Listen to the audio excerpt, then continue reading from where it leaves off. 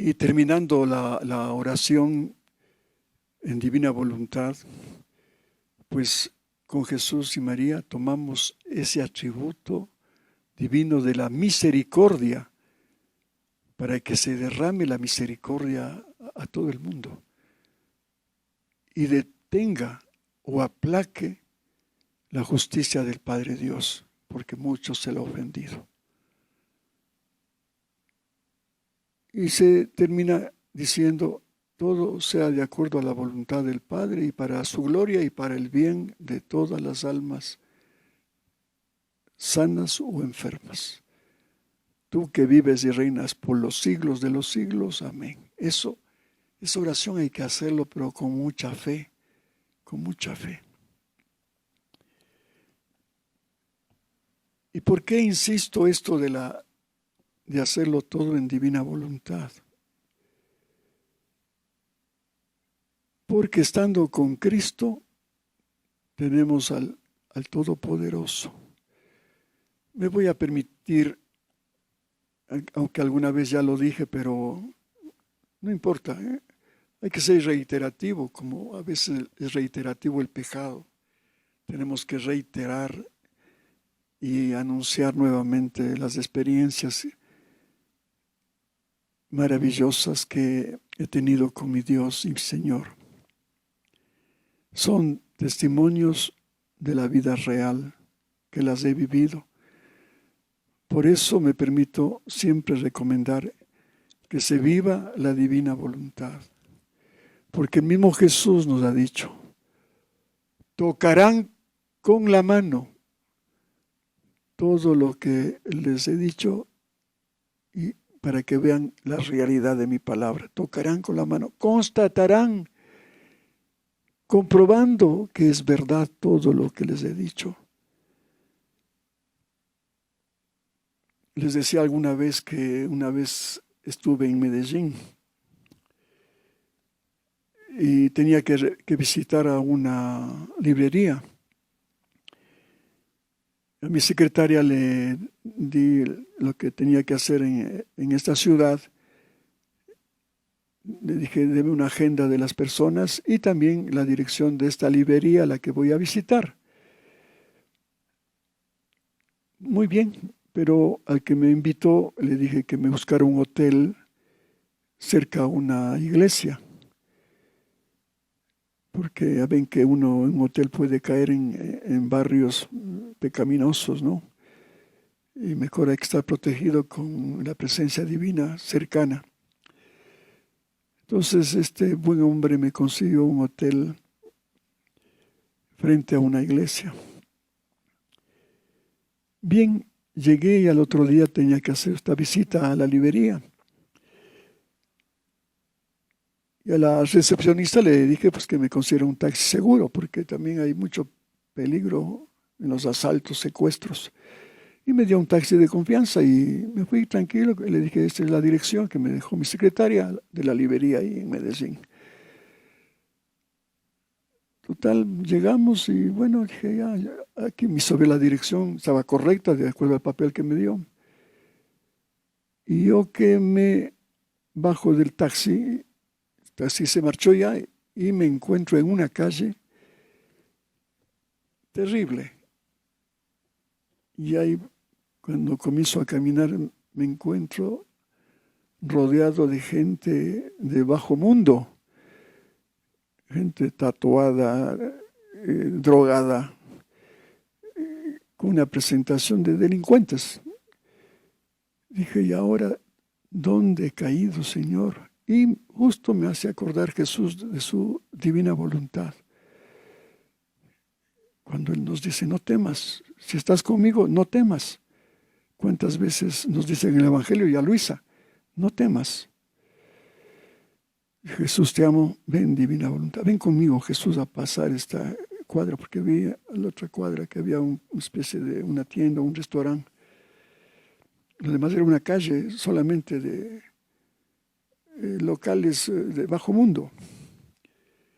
Entonces comencé a caminar con Jesús y a mi lado, a mi derecha y a mi izquierda, gente de bajo mundo. Oigan, hermanos y hermanas, no me pasó absolutamente nada, nada. Casi pasé invisible. Y me acordaba del pasaje después, cuando Jesús, cuando predicó a los fariseos, estos los quisieron arrojar a un barranco. Y pasó en medio de ellos y no le pudieron derrumbar. Igual, una protección divina, pero extraordinaria.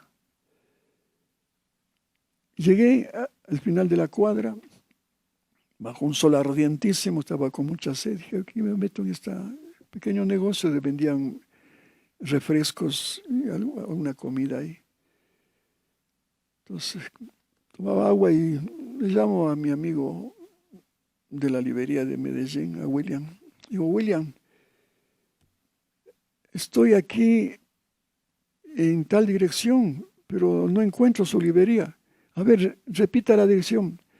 Y claro, pues como ustedes saben, en Medellín y en Colombia en general tienen las direcciones de Cali y Carrera. Y mi secretaria había puesto en vez de Cali y Carrera, y entonces me dejó el taxi en la dirección que había puesto, pero ella se había equivocado. Entonces le digo, William, estoy aquí. No, dice Fausto, no. Está en el peor barrio de Medellín, sálgase de ahí y busque un taxi y véngase, la dirección es al revés. Y me dio ya la dirección correcta. La anoté. Entonces ahora digo, en este barrio, ¿cómo cojo un taxi? Pero delante mío había un señor, ¿no? Estaba unas 2 mesas ahí en ese negocio de comidas. Y le digo, señor, disculpe, soy ecuatoriano y quisiera tomar un taxi, pero me da recelo, por favor, si me puede ayudar. Sí, dice, con mucho gusto. Yo le llevo. Entonces me sacó de ahí, de este lugar, y me llevó por unas gradas y me llevó a un puente elevado. O sea, saliendo de ese sector, un puente elevado, y salimos a otro sector ya de la ciudad, caminando. Entonces llegamos ya a la calle y entonces el señor se paró y me dijo, ¿a dónde va? Le di la dirección. Dice, no se preocupe. Y con una autoridad hizo parar un taxi. Y le dijo al taxista, usted le lleva al señor a esta dirección, ¿eh? Pero con una autoridad. Sí, señor, no se preocupe. Entonces ya cuando iba a sentarme al taxi, pues en el taxi le digo, señor, disculpe, ¿y cuál es su nombre? Y me dijo Jesús. Parecerá una cosa novelesca esto, ¿no? Pero les aseguro, hermanos, para mí era Jesús que me sacó de ahí del antro ese y me puso ya en buen camino. ¿Cuántas veces el Señor quiere sacarnos del antro, del pecado y del vicio para llevarnos al camino verdadero? Esa experiencia les cuento porque si tú tienes fe, vas a constatar que Jesús está vivo y todo lo que dice aquí es verdad. Es verdad. Otra experiencia hablando de la divina voluntad y para estos tiempos apocalípticos que estamos ya viviendo, es lo que me regaló con una vidente de Costa Rica. Una mujer excepcional.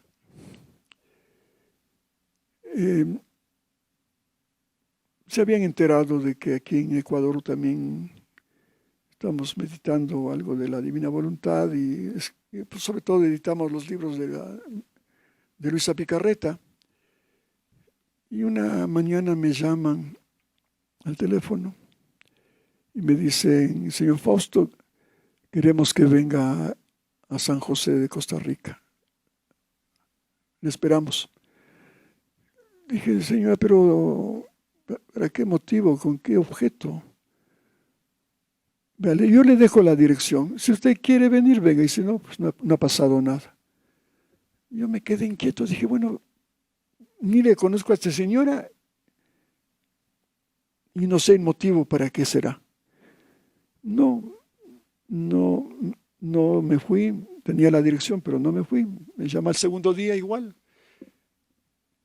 Y le dije, vea señora, si usted no me explica por qué razón, a qué debo ir, por qué debo ir, no puedo irme. Bueno, pues no quiere venir. Y al tercer día, otra vez, pero esta vez ya me dijo, bueno, señor Fausto, solamente le quiero decir que se trata sobre la divina voluntad.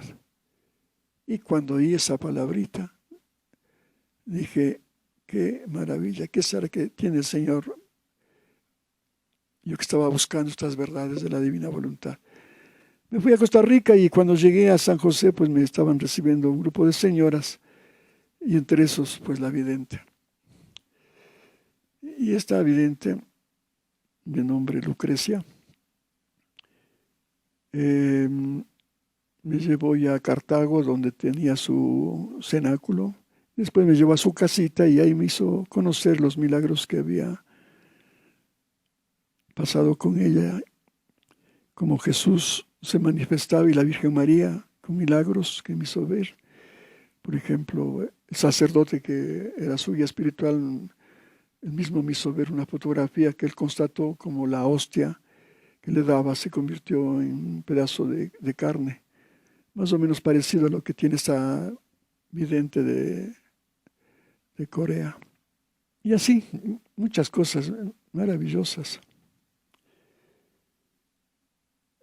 Pero al final de mi estadía ahí en San José, después de que asistí a sus cenáculos muy bonitos, me dijo, don Fausto, quisiera que publique lo que me dicta el Señor, la Virgen y un sacerdote que fue de Luisa.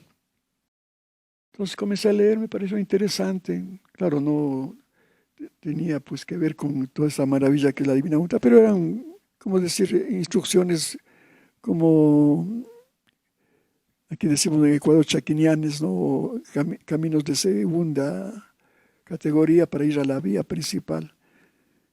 Dije, bueno, está interesante para comenzar, decía yo, ¿no? Para comenzar a enamorarse de esto, para después llegar a la gran vía de la divina voluntad. Entonces me dio un paquete de mensajes y me dijo, por favor, si los puede publicar. Y dije, bueno, déjeme ver, voy a estudiarlos.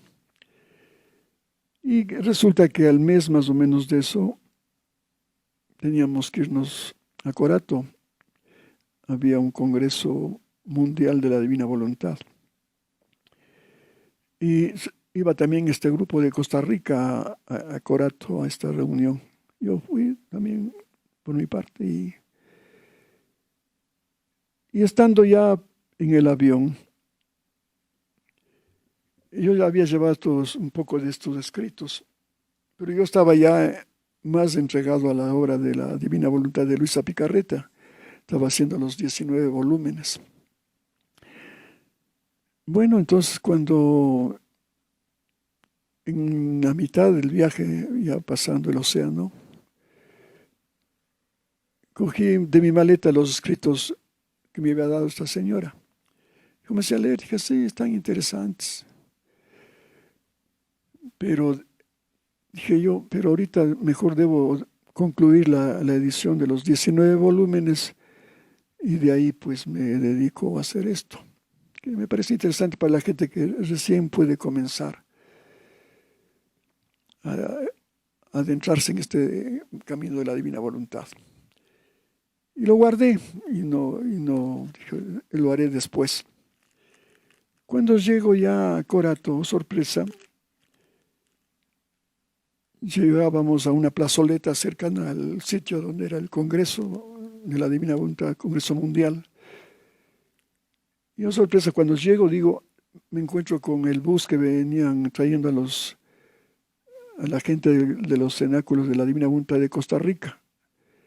Y entre estos venía esta vidente de Costa Rica. Entonces, cuando yo bajé del taxi, ella bajaba de su bus y nos encontramos casualmente. Entonces, hola, ¿qué tal? Saludamos. Y me llama, después de saludar a un rinconcito del bus, me dice, oiga, con que no queremos publicar los mensajes que le había dado, ¿no? que sabía que yo había desistido de publicar eso por el momento. Pues ahí corroboré más una vez más de que sí era verdad, ¿no? Porque alguien le corrigió, sería el confesor de Luisa, que también tenía sus revelaciones, y dijo, no, no quiere publicar. Bueno, esto es una historia que quería comentarles, pero además de lo que pasó después con esto.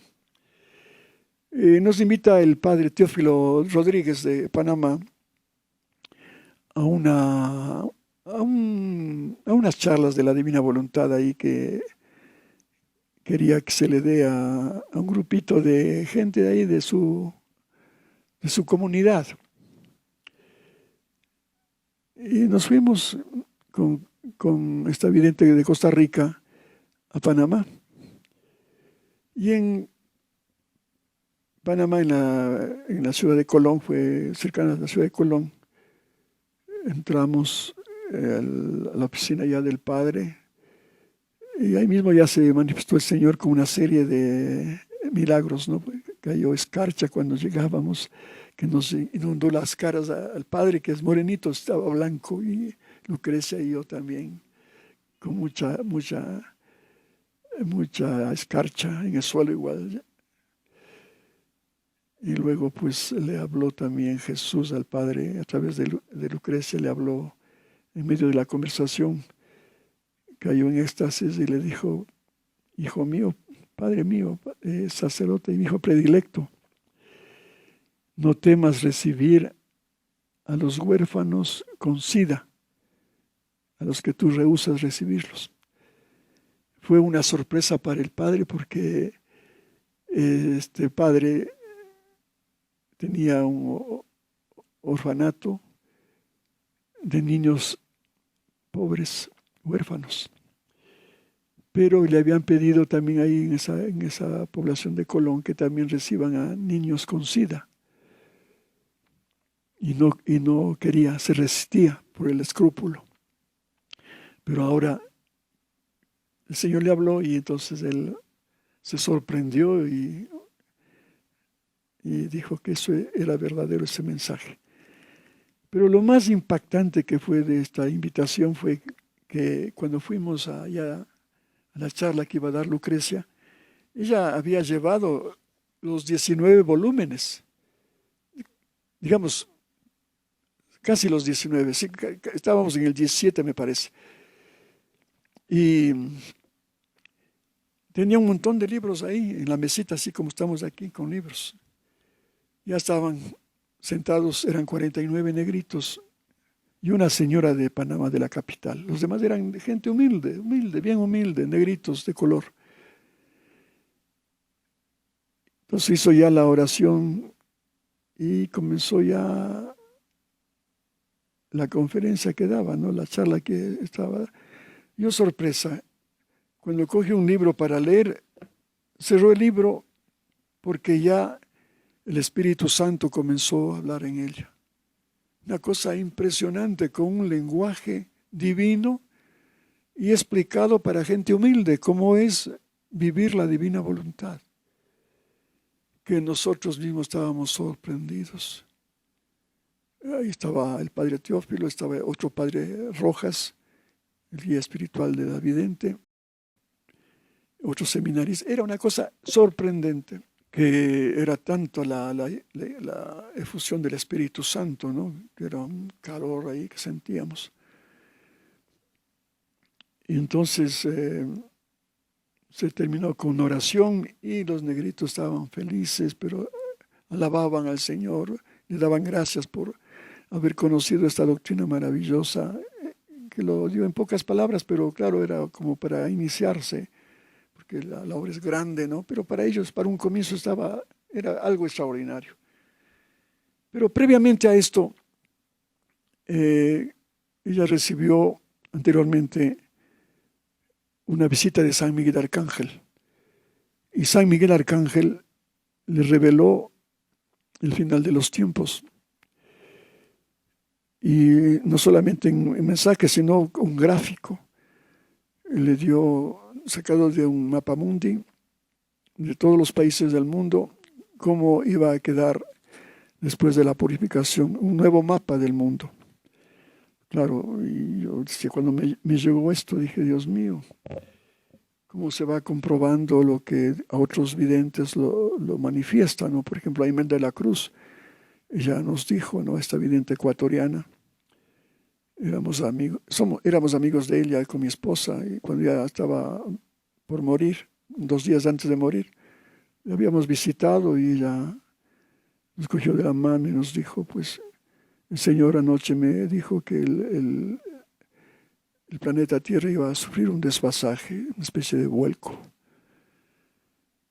Entonces, cuando me llega este mensaje de Lucrecia con el mapa nuevo, cómo va a quedar el mundo, fue impresionante. Ver, por ejemplo, a Brasil reducida a una tercera parte, Bolivia, que ahora no tiene acceso al mar, tenía acceso a los 2 mares, Chile, una franjita apenas quedaba, Ecuador, purificadas sus costas, lo mismo que Colombia. Bueno, habla de todos los países del mundo. Sería largo explicarles, y no quiero ni siquiera asustarles, porque eso se puede dar como no se puede dar, porque toda profecía está condicionada a la respuesta del hombre. Y a veces se queda mal, inclusive cuando se profetiza con tiempos y fechas. Por eso no hay que creer cuando un profeta de esos le dicen que tal fecha va a suceder esto. Hacen cálculos, y son cálculos humanos, aunque diga que son bíblicos, pero no lo son, porque solamente Dios tiene la última palabra. Como dijo Jesús, solamente mi Padre sabe. No es que Jesús no sepa, tal vez hay que entenderlo, es hombre y Dios, tal vez lo dijo como hombre o no lo quiso decir simplemente, para que no entremos en especulaciones humanas como los testigos de Jehová, que hacen cálculos y les falla y calculan para otro tiempo y nunca dan con una profecía, porque son humanas y a veces del diablo, para causar pavor. No, aquí estamos en las manos del Padre Dios, Él sabrá cuándo lo hace y cómo lo hace. No obstante, en este mapa estaba Centroamérica solamente con inundado de mar, todo Centroamérica, Florida desaparecido, un mar completo ahí, Florida. Pero en Centroamérica quedaba solamente unas islas, unas puntas de islas. Y claro, se explica todo esto con el vuelco. Imagínense, como dice a Imelda, las casas y los cultivos, las casas por el aire, los cultivos de la tierra por el aire.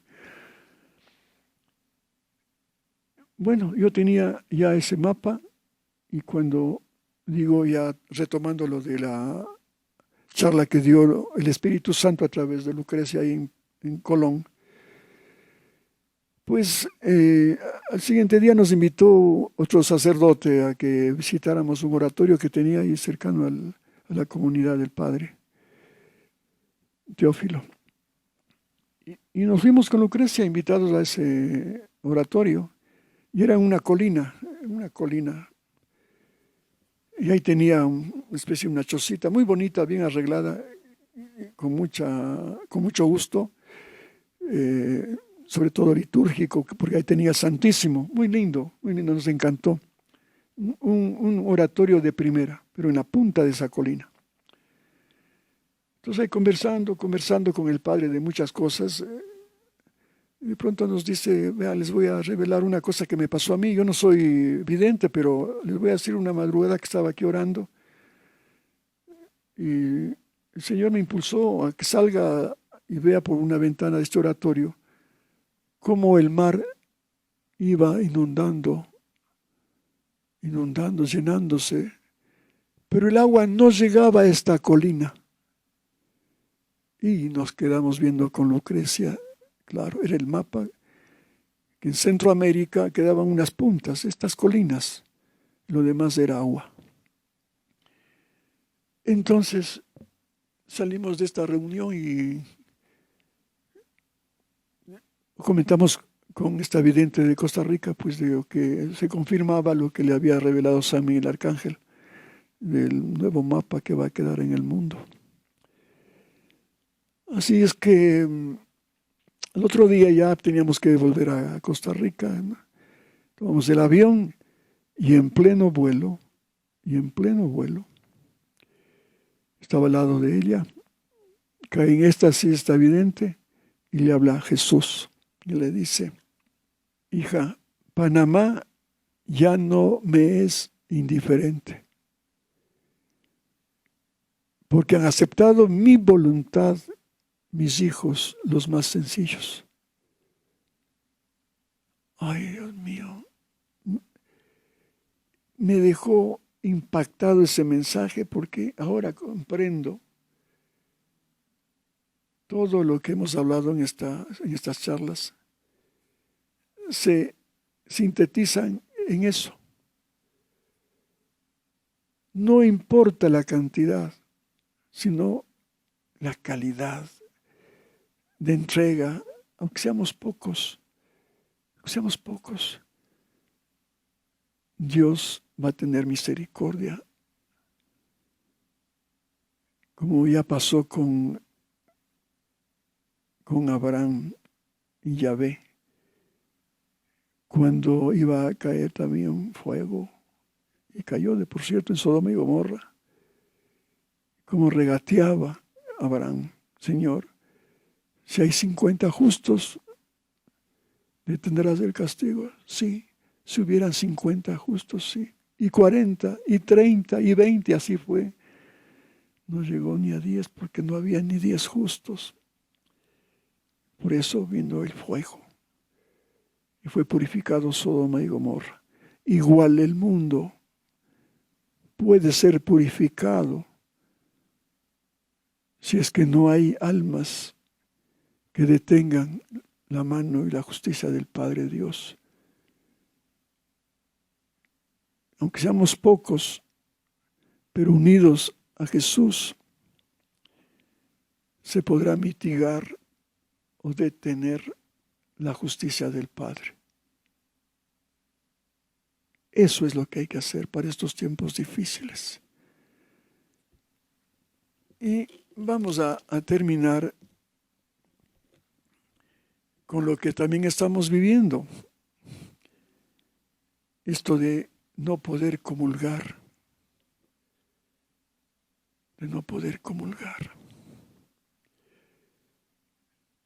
Se han cerrado los templos, no hay consagración.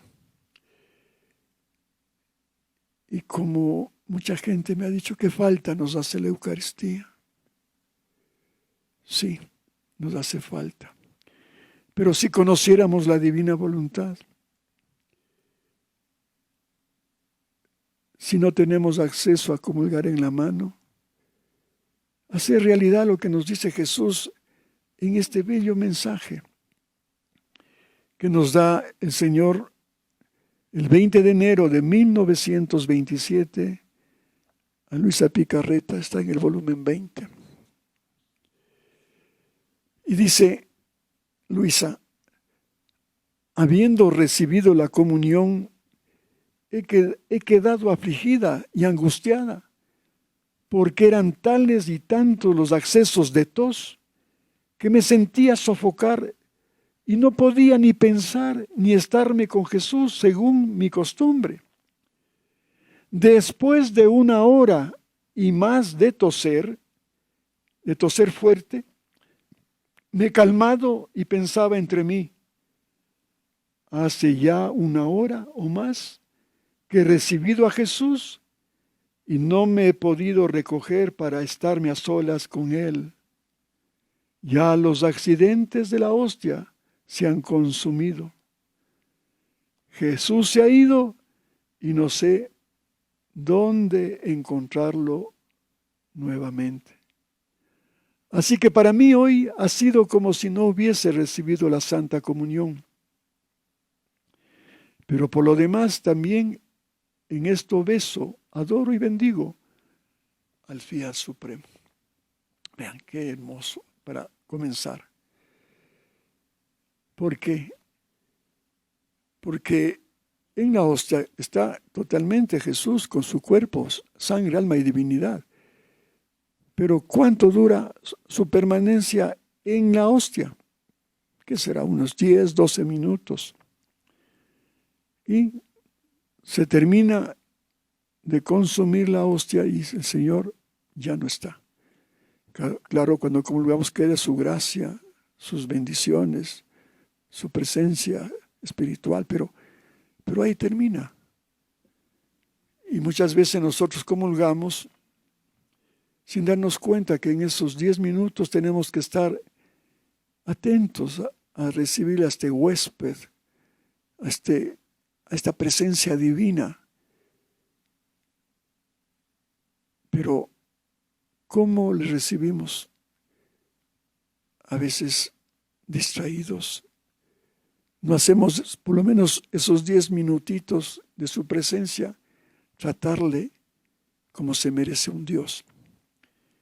Yo me hago esta pregunta: ¿qué pasaría si mi hermano Eberto, por ejemplo, que está aquí presente, le digo: venga a mi casa, quiero que conozca mi casa, a los míos, venga a mi casa? Llega a mi casa y le digo: don Eberto, siéntese en la sala. Y le dejo ahí. Y me voy a hacer mis cosas, como que no me importa nada esa persona. Qué desaire para él. Seguro que él va a sentirse muy, muy molesto. ¿A qué me trajo el ingeniero? A dejarme aquí solo. ¿Y qué hago yo aquí? Mejor me regreso. Yo tengo tanto que hacer, mejor me regreso. Esa descortesía, esa falta de atención, esa burla que ha hecho de mí. ¿Para qué me invitó? Hablando humanamente, es un desaire, una falta hasta de educación. Pero así lo hacemos con Jesús. ¿Qué pasaría si me dijera un presidente de la República, el señor Lenín Moreno, por ejemplo: voy a visitar su casa, Fausto? Uy, para mí qué privilegio que venga a mi casa un presidente de la República. Ay, le acomodo, ya venga, siéntese. Y luego le dejo sentado ahí. Yo me voy a mis cosas. Y se va a sentir más molesto todavía que don Alberto, porque él, teniendo tantas ocupaciones y siendo que es tan conocido y respetado y bien estimado, y le dan todo honor y elogios, porque es el primer mandatario, se sale y llama a su guardaespaldas y se va. Y me dirá: no vuelvo nunca más a esa casa. Esto hablando en escala, vea. Ahora, no se diga un Dios vivo y presente que está en tu corazón, lo has recibido. Es un Dios que está en ti. Y que no seas capaz de esos 10 minutitos de su presencia, decirle: te adoro, te bendigo, te doy gracias, Señor.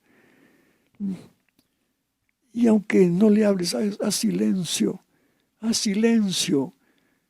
porque la oración también es una conversación. Déjale hablar a Cristo en tu corazón. Déjale que Él hable.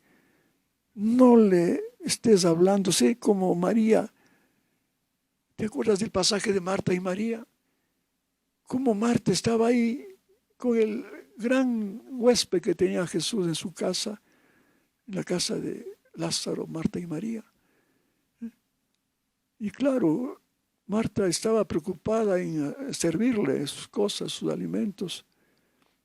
Y María, pues ahí sentadita a los pies de Jesús, en el piso, sentada en el piso, escuchándole a Jesús, porque eso también es un diálogo, escucharle. ¿Y qué le dice Jesús a Marta? Marta, Marta, de muchas cosas te preocupas, pero María ha escogido la mejor parte, que no le será quitada.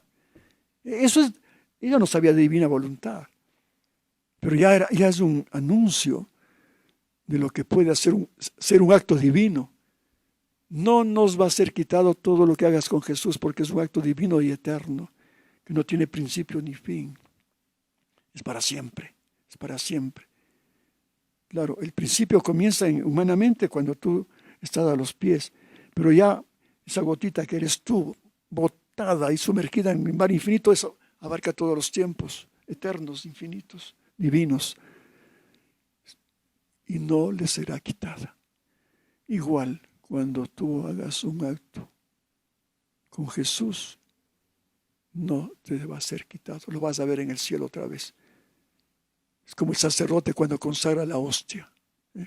Ya dejó el Señor, infinitamente dejó en la última cena, para que el sacerdote solamente lo que haga es bajar a ese Cristo con las palabras de la consagración, porque está en acto. El acto es para siempre. Lo que hace el sacerdote es bajarle a Cristo, pero la consagración la hace Jesús mismo y lo dejó para siempre. Pero claro, se requiere que el sacerdote tenga todas las condiciones para que descienda a Cristo, ¿no? Sea ordenado por un obispo, tenga el pan y el vino apropiados, y tenga la intención de consagrar. Entonces Él desciende. Pero ¿quién desciende? Es Cristo, porque Él hizo la consagración y eso vale para todos los sacerdotes que quieran consagrar antes, hoy o después. Y no les será quitada.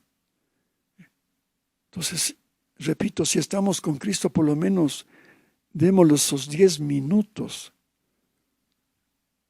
de su presencia, dándole gracias, adorándole, bendiciendo y dejándole hablar, porque la oración también de agradecimiento se convierte en un diálogo. Y aquí continuamos. Estamos viendo que Luisa como que no ha comulgado, como nos está pasando ahora. Tenía un acceso de tos que le duró 1 hora, dice aquí. Dice, después de 1 hora y más de toser. Claro, ahí se acabó toda la comunión. En 1 hora, imagínense. Entonces ella tenía la sensación de que no había comulgado. Pero en todas maneras dice, te doy gracias hasta en eso, Señor.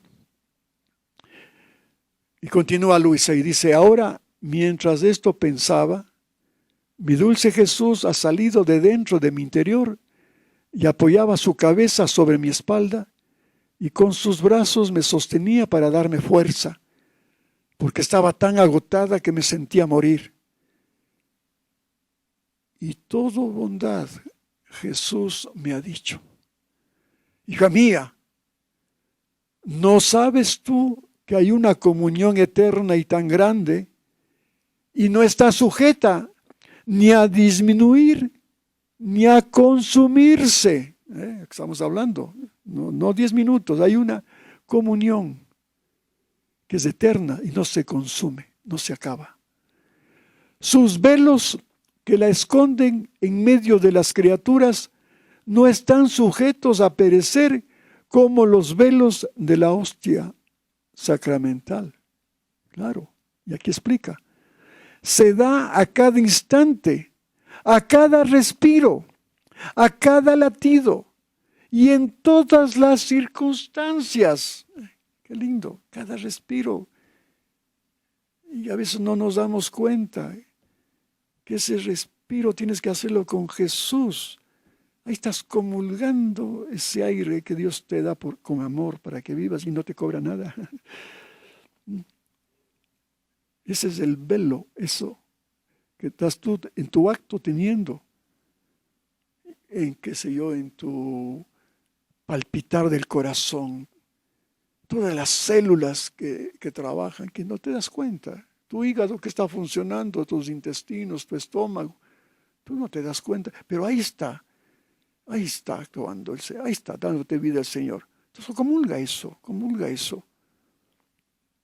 Se da a cada instante, a cada respiro, a cada latido y en todas las circunstancias, buenas o malas. Ahora mismo estamos en esa circunstancia negativa. Pues únete a Jesús y haz actos de reparación, actos de adoración, en cualquier circunstancia. Si te va bien, dale gracias a Dios por ese bien que has recibido. Es más, se debe estar siempre con la boca abierta para poderlas recibir todas. Hay que estar con la boca abierta. Ay, Dios mío, esto sí da mucho que decir, ¿no? Claro, con la boca abierta puedes recibir tantas cosas, ¿no? Por ejemplo, una bocanada de aire, tienes que tener la boca abierta. O también puedes tener la boca abierta y te puede entrar una mosca. Pero Pero ahí está el discernimiento. ¿Qué hago entrar a mi ser, a mi vida? El aire divino que me da Jesús, ¿no? O el mal aliento de un pecado, porque ahora el pecado también apesta. Apesta. Una amiga me decía que hace vuelos a Medio Oriente. Me decía, Fausto, yo he estado en ciudades que huelen a pecado. Apesta esa ciudad. No a agua servida, sino a pecado.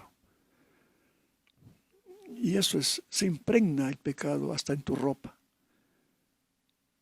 Entonces, la boca abierta. Y parafraseando un poco la comunión, hasta la comunión en la boca. En la boca. Para evitar todos los sacrilegios de esas manos inmundas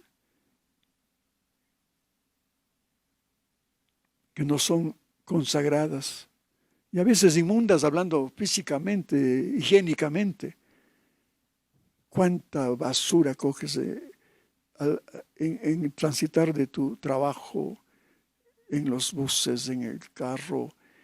En todo se ensucian las manos, hablando, digamos, sanitariamente. Pero el Señor también se queja con Luisa cuando dice, me da asco cuando me tocan con esas manos que huelen a estiércol. Ay, Dios mío, qué duro, qué duro. Es más, se debe estar siempre con la boca abierta para poderlas recibir todas. De otra manera, muchas quedan fuera del alma sin que entren dentro. Claro. Esto es, con la voluntad de querer recibir siempre esta comunión tan grande y continua que por cuanto se da, no está sujeta ni a disminuirse ni a consumirse. Claro. El acto de barrer tu casa. Si lo haces con Jesús, no tiene por qué disminuir ese acto, porque Jesús está divinizando ese acto humilde tuyo. Pero mucha gente cree que es una humillación coger una escoba o lavar un servicio higiénico. Nunca puede ser que va a disminuir la gracia que encierra ese acto divino porque lo estás haciendo Jesús, y más todavía ese mérito de hacer cosas humildes que mucha gente desprecia y se siente ofendido por un trabajo humilde. Ni a consumirse, claro, porque ese acto que hiciste de barrer queda para siempre. Y lo verás en el cielo. Y qué lindo cuando coge con Jesús, como hasta puede hacer un giro ahí barriendo, qué sé yo. Yo con Jesús barro los pecados, haciendo una paráfrasis, ¿no? Barro toda la inmundicia. Tenerle presente a Jesús en lo que estás haciendo. Y continúa Jesús. Tú ya has entendido cuál es esta comunión tan grande y continua. Él ya es mi fiat divino, que te corre como vida en tu alma, como calor para fecundarte y desarrollarte, como alimento para nutrirte. Qué lindo, como alimento para nutrirse. Ahora, lo que hemos comentado, la gente llenándose de víveres para llenar su estómago. ¿Y quién le da gracias a Dios por eso? ¿Por qué no le das gracias a Dios por el amor que encierra en esa fruta, en ese arroz, en esa carne que has llevado, en esa agua que tomas, en esa bebida que tomas? Ahí está el amor de Dios.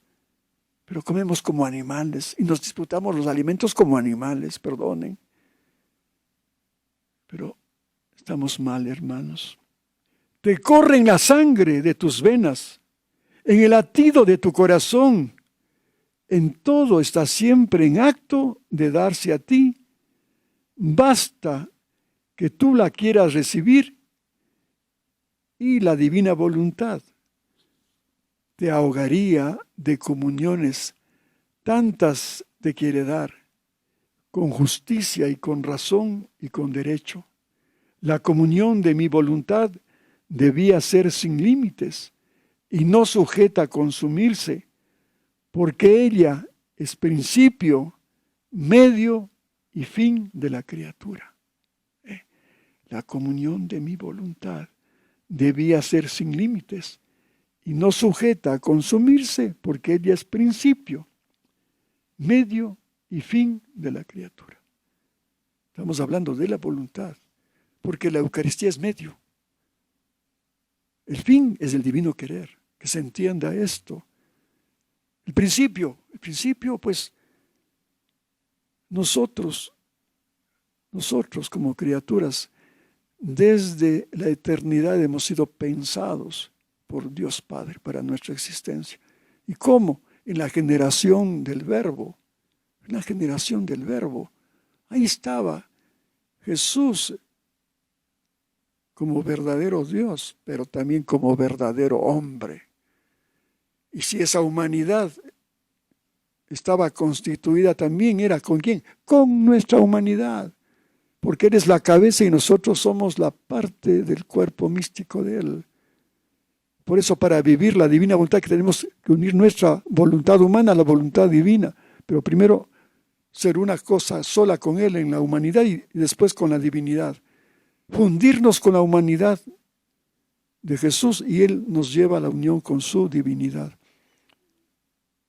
Lo que siempre les pongo de ejemplo, ¿no? Porque es muy didáctico. Este es Fausto con su voluntad humana.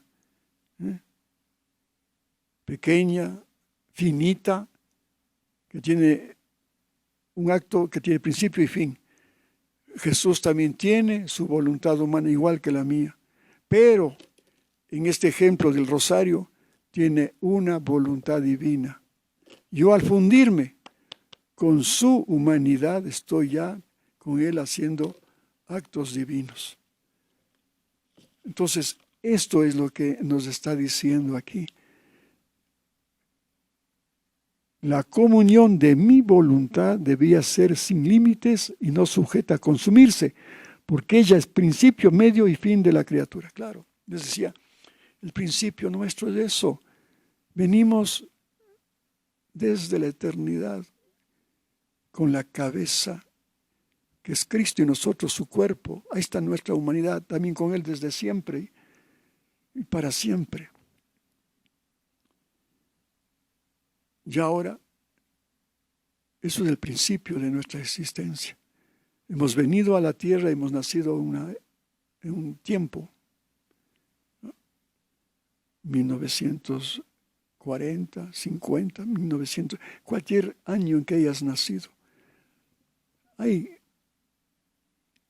toma tu vida humana, pero ya tu vida eterna ya estaba pensada ya en el cielo. Y ahora, ¿qué espera el Señor? De que el plan que tuvo con Adán se haga realidad en ti.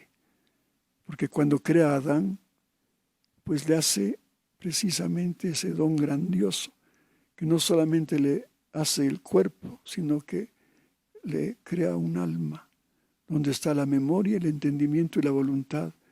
Las tres potencias del alma que son el reflejo de la Santísima Trinidad. Pero sobre todo te regala como un don su voluntad y su vida divina.